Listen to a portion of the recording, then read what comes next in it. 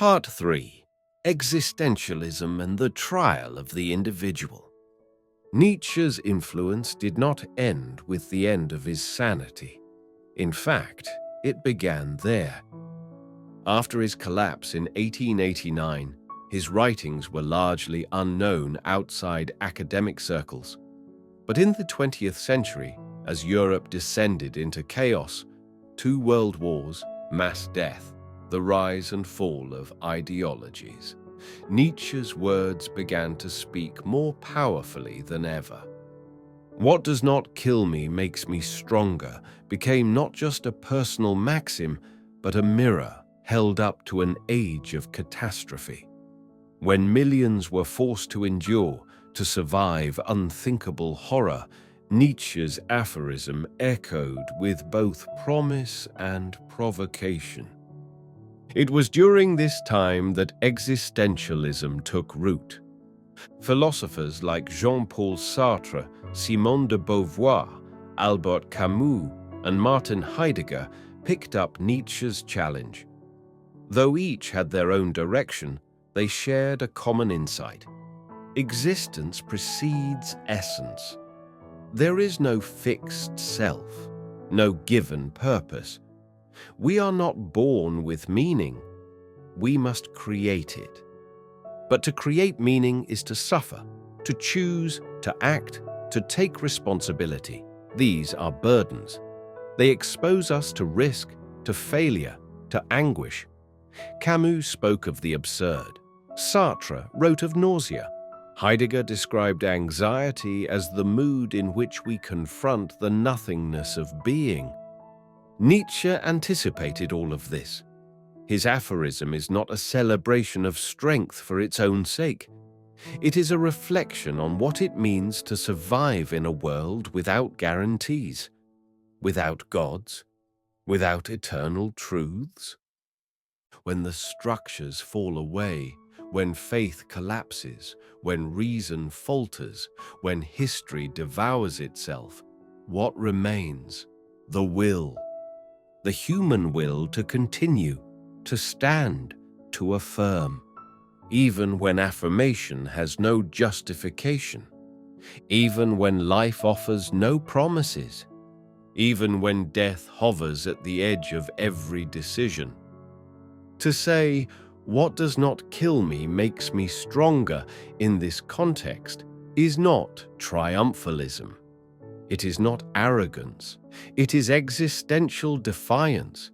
It is the courage to live without illusions, the abyss and the gaze. Another famous line from Nietzsche comes from Beyond Good and Evil. He who fights with monsters should take care lest he thereby become a monster.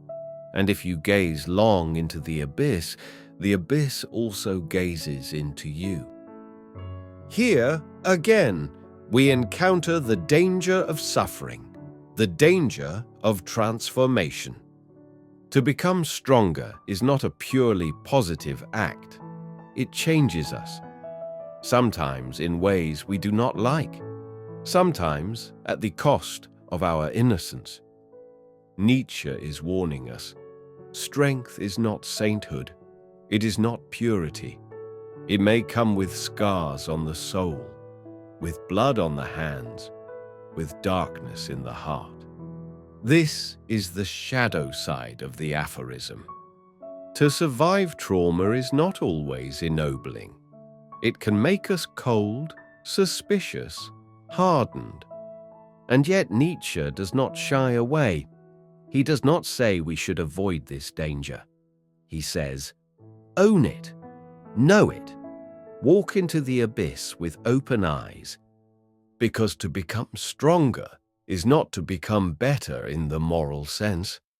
It is to become more whole, more capable, more real. The goal is not to be untouchable, but to be unbreakable. Not because we are hard, but because we are deep. Depth is Nietzsche's true measure of strength. Not the superficial strength of power or pride, but the subterranean strength of someone who has met the abyss and emerged intact. Not unchanged, never unchanged, but truer. Resentment and the tyranny of the past. Nietzsche often writes about ressentiment, a concept central to his critique of modern morality. Ressentiment is not simply resentment. It is a psychological reversal, a moral alchemy that turns weakness into virtue and strength into vice. It happens when we suffer, but instead of transforming our suffering, we weaponize it. We tell ourselves that our pain is proof of our goodness, that those who hurt us are evil, that we are righteous because we are wronged. In this way, we cling to the past. We let it define us. We become prisoners of our wounds. Nietzsche saw this tendency most vividly in Christianity, which he believed had elevated suffering into a spiritual good. But resentment exists everywhere, in politics, in identity, in art, even in love.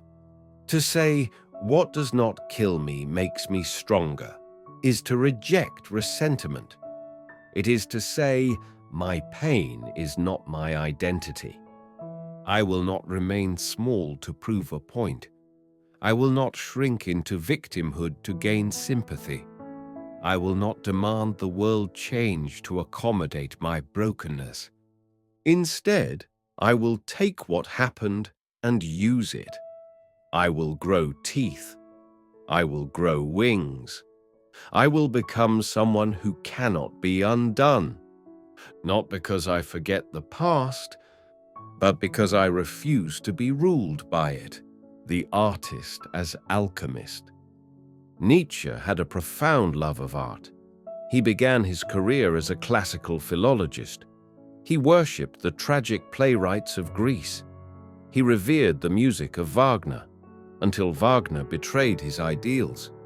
For Nietzsche, the artist was not a decorator of life, but its highest expression. Art is what makes suffering bearable. More than that, art is what makes suffering beautiful. This is the final and highest meaning of the aphorism.